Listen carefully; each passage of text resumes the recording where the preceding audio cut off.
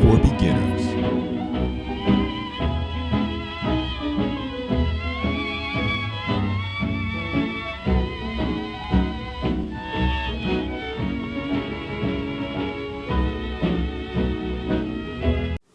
Welcome back, YouTube and Vapors. In this part 2, we're going to be covering e-liquid storage, how to steep your e-liquid. I'm sure you've heard about steeping, maybe read about it. We're also going to be focusing on batteries. So, here's part 2 of vaping for beginners. So guys, as you can see here, I like to store my e-liquid in containers like this to keep an airtight seal, make sure nothing's spilling. I just find it works the best. You want to store your e-liquid away from heat and light, as that can deteriorate your liquid and spoil it sooner. Liquid generally lasts easily a year or more if you store it correctly. Storage is simple, just like so. Very, very easy, very handy. So, steeping. I'm sure you've heard about steeping. The reason to steep your liquid is sometimes you'll get stuff that's really fresh and the flavor won't have balanced right yet, so it'll taste a little off, or maybe it tastes a little perfumey. You'll know what I mean if you get one of those kind of liquids.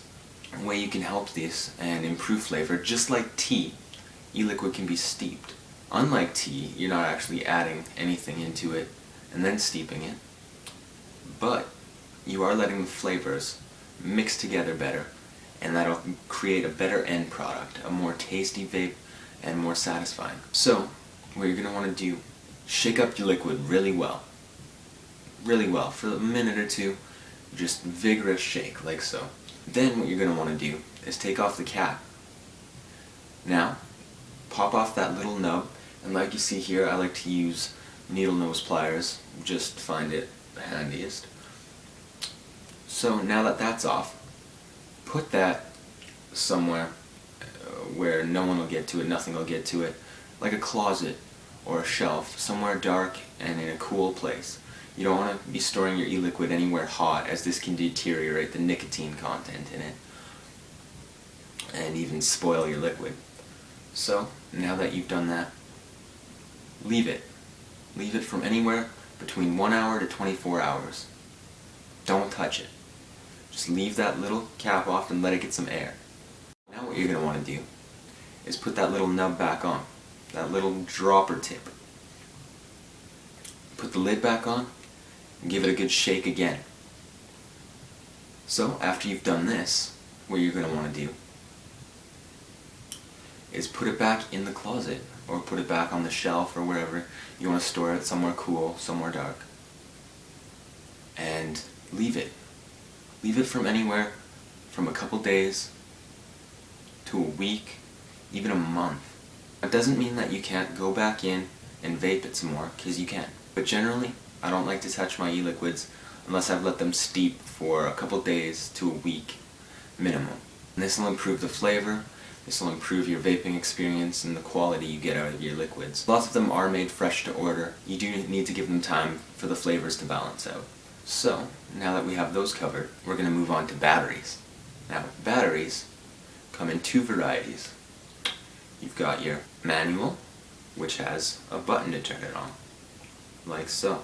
And you've got your automatic, which has no button, but is turned on by a simple suction on it. And when you do suck on it, like so,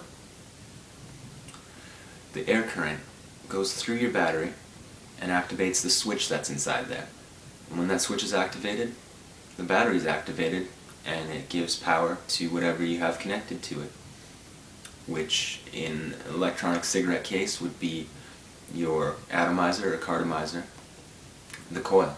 I recommend for beginners to start out with either a 510, which you see here, or an Ego. Now the reason I recommend these is because both have a 510 connection, the most commonly used connection in electronic cigarettes. So you're going to be able to find parts for it no problem, and in my opinion it's the easiest to use and most compatible. So if you want a cigarette style battery, or a cigarette style e-cigarette, you go with a 510. The 510 will be a little bit bigger than an actual cigarette, not too much, and it still gives you that cigarette-like feeling.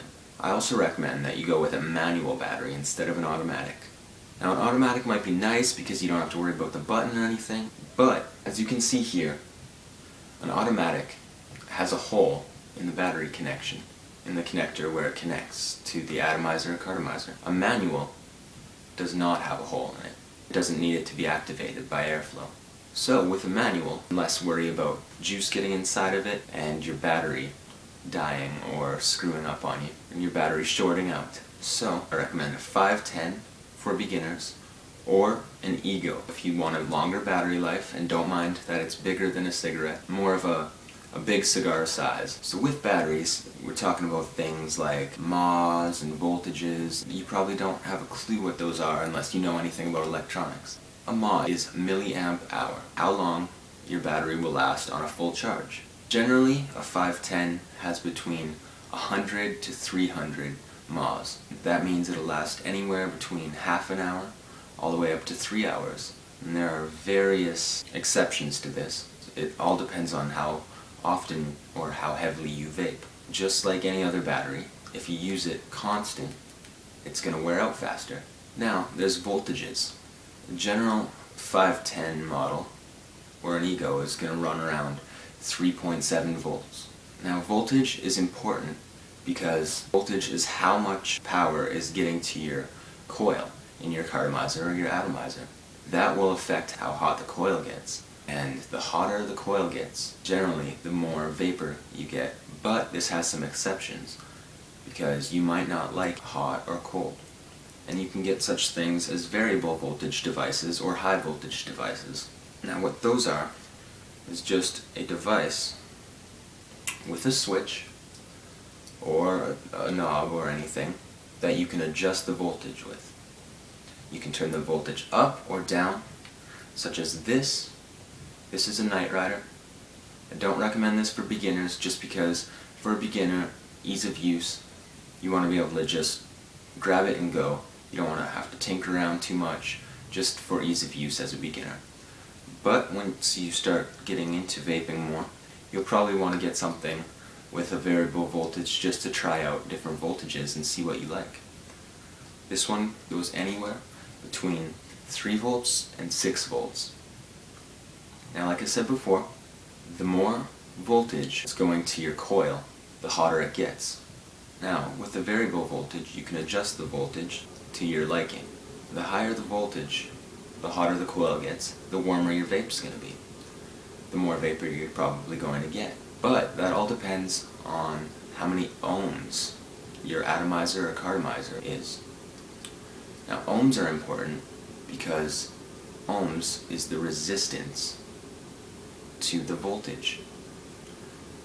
Now, with resistance, you can get low resistance and high resistance cartomizers or atomizers, and these act differently with different voltages.